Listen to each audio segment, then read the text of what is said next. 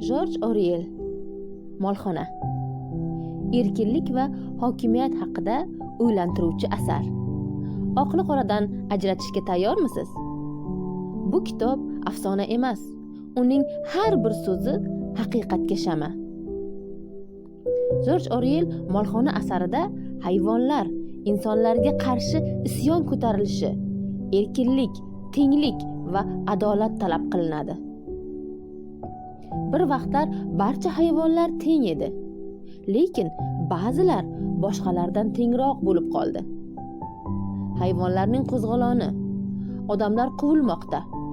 Devorlarga erkinlik, tenglik yozuvi paydo bo'ldi. Molxonada inqilob bo'ldi. Endi hukumat hayvonlar qo'lida. Hayvonlarning fermani egallashi, Napoleonning kuchga ega bo'lishi, Snowballning quvilishi. Napoleon va Snowball ikki yetakchi. Lekin bittasi hokimiyatni qo'lga olish uchun hammasini qurbon qiladi. Insonga o'xshash cho'chqalar, cho'chqalarga o'xshash insonlar. Haqiqatni kim yozadi? G'olibmi yoki zolim? Molxona. Bu fantastika emas, bu hayot haqidagi ogohlik. Siz tayyormisiz haqiqatni ko'rishga? Sizga yana bitta savol. Qachon hamma teng, ammo ba'zilar tengroq bo'lib qoladi?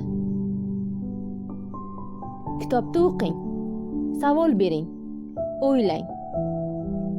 Like bosing, fikr qoldiring. Kitoblar ovozi loyihasi doirasida sizni yana yangi kitoblarimiz kutmoqda.